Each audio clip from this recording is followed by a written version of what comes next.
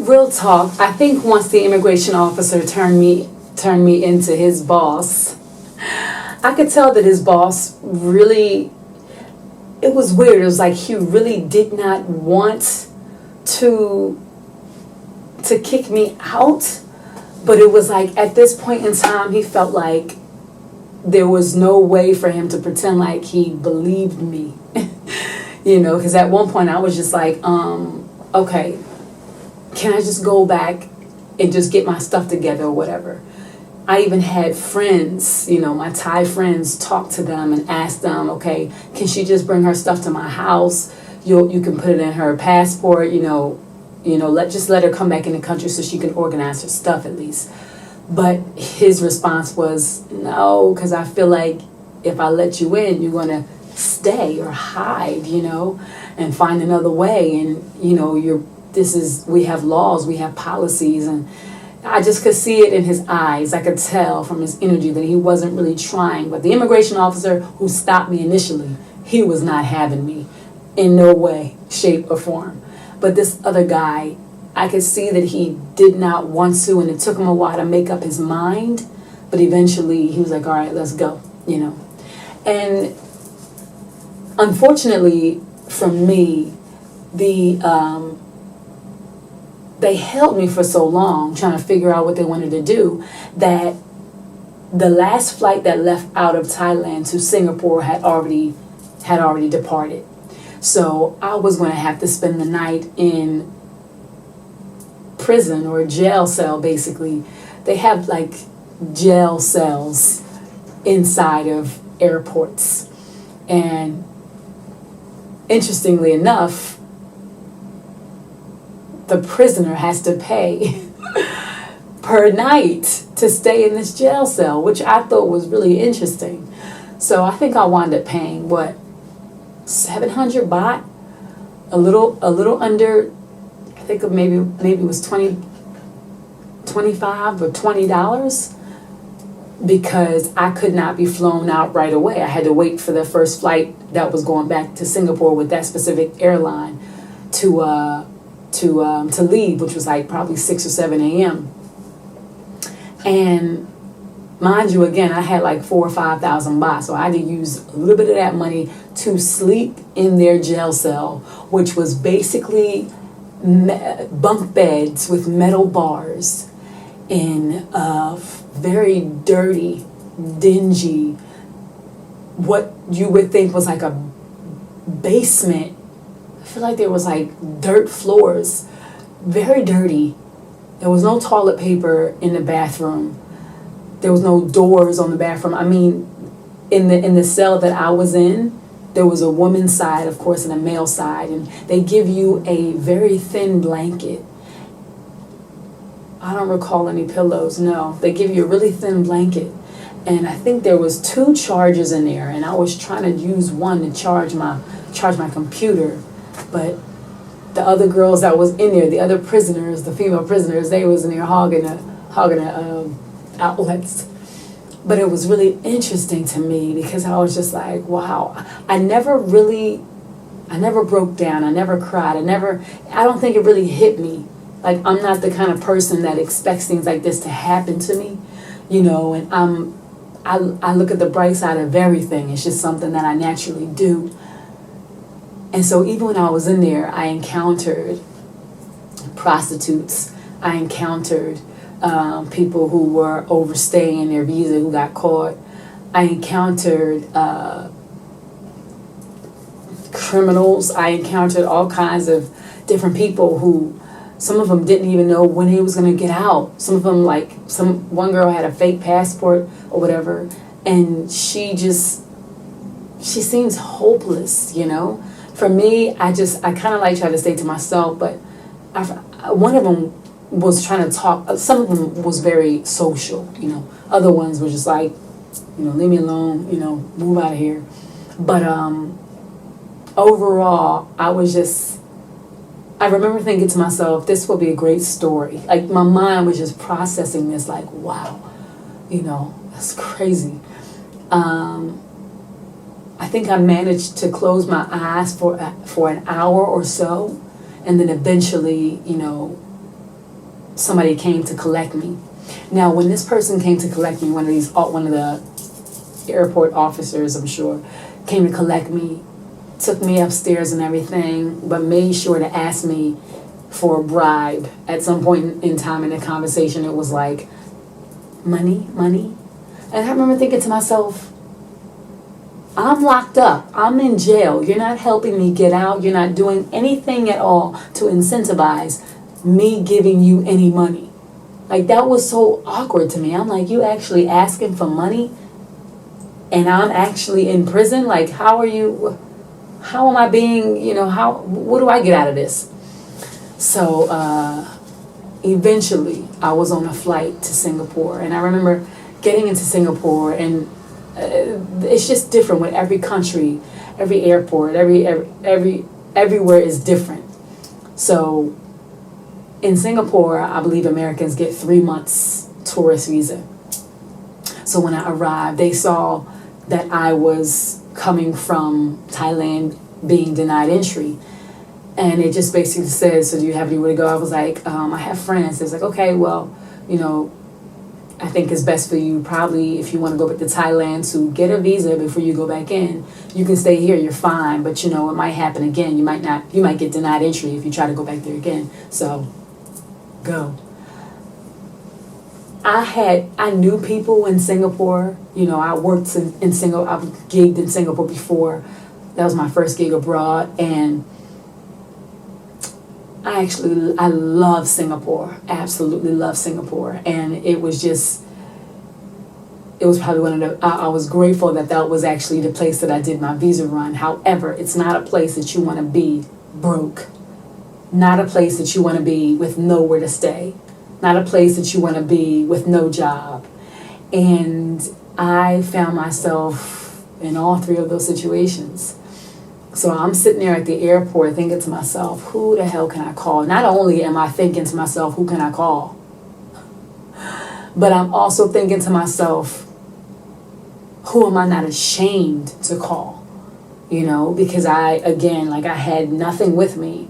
And a lot of people that I knew in Singapore, they knew me as an artist, as a performer, the star, this girl on stage, Phoenix, not Doris, So it was really challenging for me. I had to humble myself. I had to just get over my pride and make some phone calls to people that I knew cared about me, and would be there for me. And there were people who were there for me. Singapore was beautiful, as always, even more beautiful than I remember it being. I felt like the airport was 100 times better than I remember it being when I first touched down in Singapore in 2008. I don't know, it was amazing and beautiful, and waterfalls, and my favorite place in the world to be is Starbucks, it was beautiful. I walked around that place for hours, just taking it all in, while I was also trying to figure out what I was going to do, where I was going to go, and if I should even tell my family what happened, because I got a lot of pride, So eventually I got up the nerve to call a couple friends of mine, and a lot of people was like, okay, well, you can come here or whatever, come through here, or some of them was like, okay, I live with my parents and you can't come stay with me or this and that. But I was able to find a few of my friends who was like, yo, listen, I've been there before, if you need, let me know. And so for a couple days I stayed with a friend of mine, and then I stayed with another friend of mine, and then I stayed with another friend of mine, and eventually I got tired of couch surfing. I got tired of just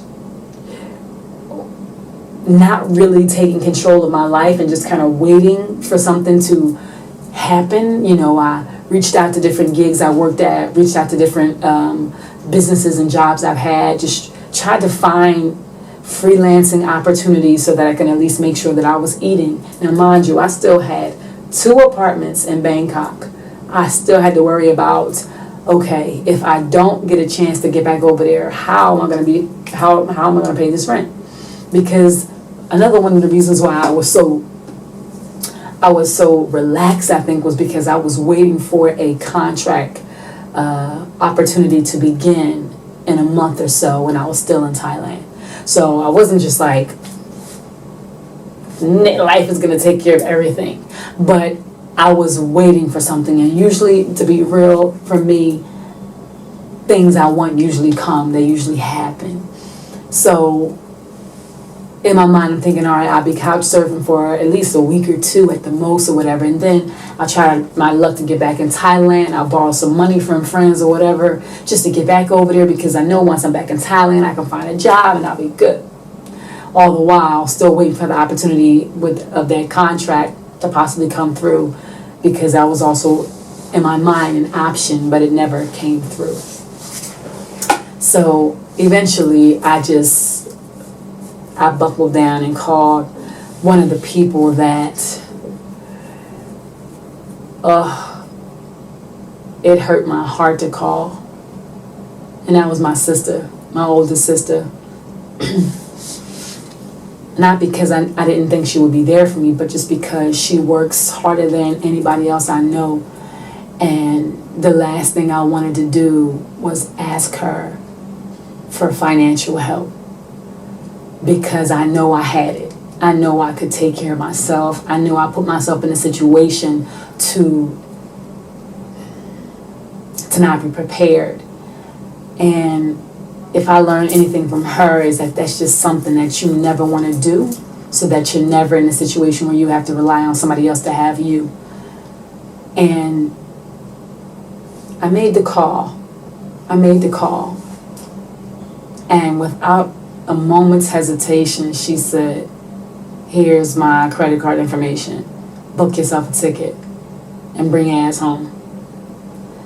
And I cried so hard. I mean, mind you, I didn't cry when I was deported. I didn't cry when I was in jail. I didn't cry at all during that time of uncertainty, until I actually had to ask my sister to help me buy a flight ticket back home.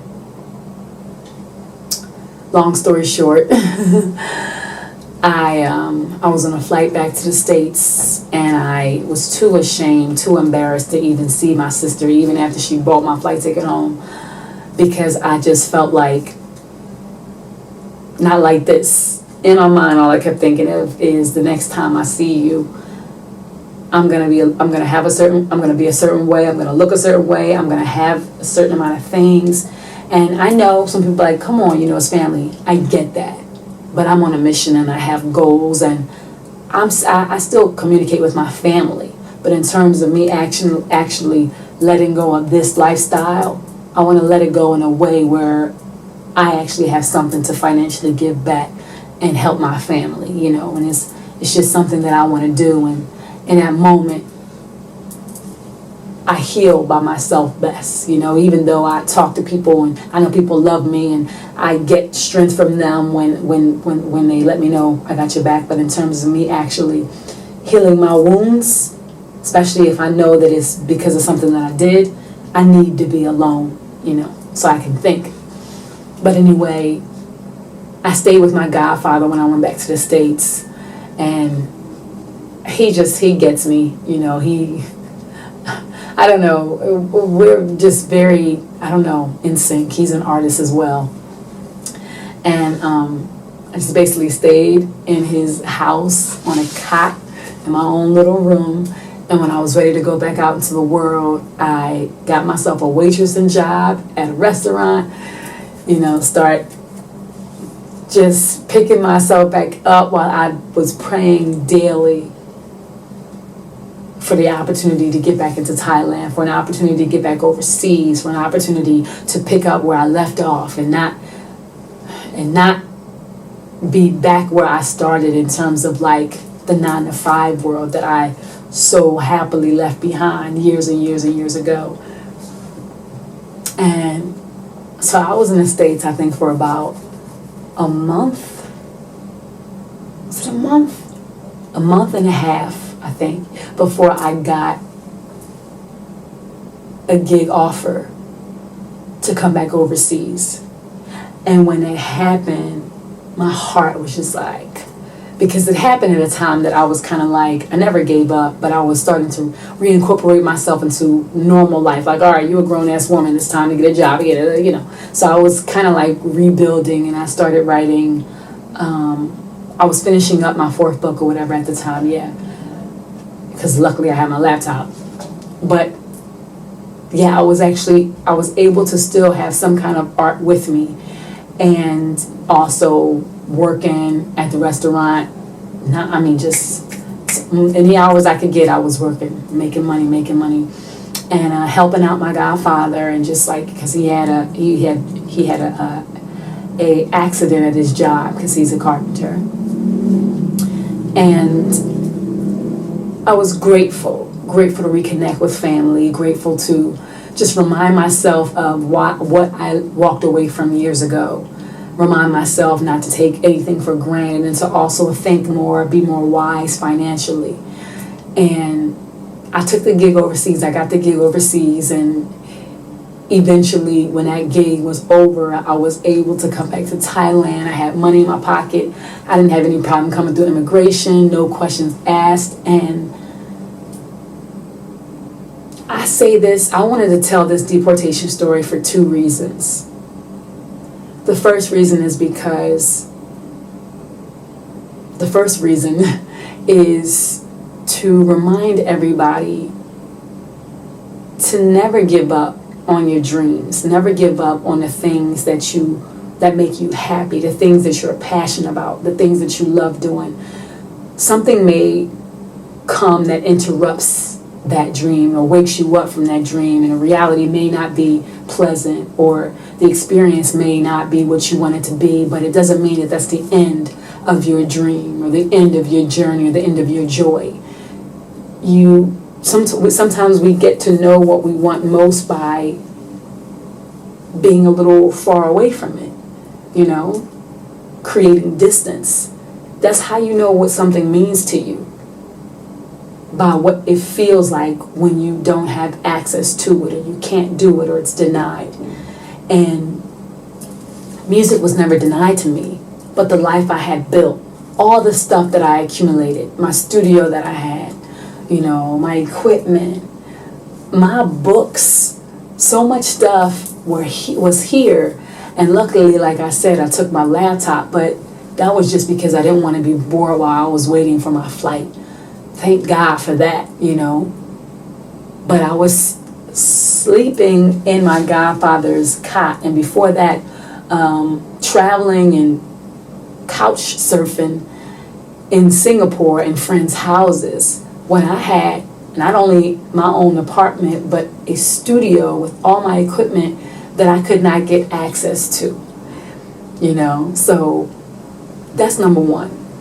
Don't let go of your vision, no matter what distance separates you from that which you say you love, because it's just a clear reminder that at any given moment, things can be taken away from you. So value them, appreciate them. And the second reason I told this story is because money, financial security, was predominantly the reason why I was not able to come back into this country. I didn't overstay, but I couldn't show them that I could financially support myself. And I had been living in this phase of like from paycheck to paycheck, and luckily, when I do fall, my falls are kind of like baby falls, they're not anything so where the rug is just not there, and this was one of those times where it just wasn't. But I learned from it more than I've learned from the baby bumps and the baby falls. Financial security is important, and I'm talking about giving yourself a minimum. Like, this is broke. I'm not talking about zero. I'm talking about, for you, $500 USD can be broke. And what I mean by that is I won't spend I won't spend that $500 no matter what unless it's an emergency. Like, that to me is reality, because 500 will get you a flight ticket, you know what I'm saying? It won't get me a flight ticket back to the States necessarily, but it'll get me food. It will get me a flight ticket out of this country if I needed to go somewhere else. You know, it'll pay my rent at the moment, and it'll allow me to have some kind of sanity so that I can think about my next move. But if your base is 0 or less than that 500, then you're running out of time. You lose more time. You lose more of a chance to be sane before you go into panic mode. So financial security is more important than, than so much, you know, and it's sad that a lot of times we have to get to that place of hard knocks before we're like, damn, you know, I probably should not gamble like this, or I probably should not take that risk, or this might not seem like a good idea. And I was never really the kind of person who did that. I was never really the kind of person who saved for a rainy day, because I didn't see rain even when it was raining. It was just not my default setting. And I'm learning how to prepare for the rain, because just because you don't see it as rain doesn't mean that you don't get wet, you know. And so I learned a valuable lesson. I never lost faith, but I learned the importance of preparation for anything. And you don't want to rely on people being kind or caring about you in order for you to stay afloat, because it's really not fair to them, because they also have to stay afloat and they're doing the things necessary to secure themselves, you know. And if you're in a position to do it for yourself, then why would you put that burden on somebody else just because you know they care? So hopefully this story was not super long. This is probably the longest video I've ever shot, but I hope this video has helped you musicians out there who perform and tour like me, who don't really save money the way that you should, who, you know, rely way too much on luck and hope than actual savings and security and stability and preparing and maintaining a certain level of protection from the what ifs of the world.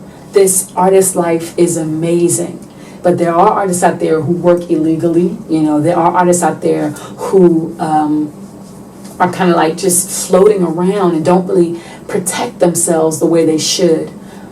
If you're going to do anything, at the end of the day, make sure you have financial security so that you can at least pay your way through whatever situation you come in contact with. Because I was in a situation where I couldn't even do that. So not only was I not able to get back in the country, but I didn't have financial security or a job lined up or a place to stay, you know, like where I could actually call it my own. I was relying on other people's caring for me. So hopefully this video helped you guys, and thank you once again for tuning in to Musicians on Gigs. My name is Phoenix Novell. Peace.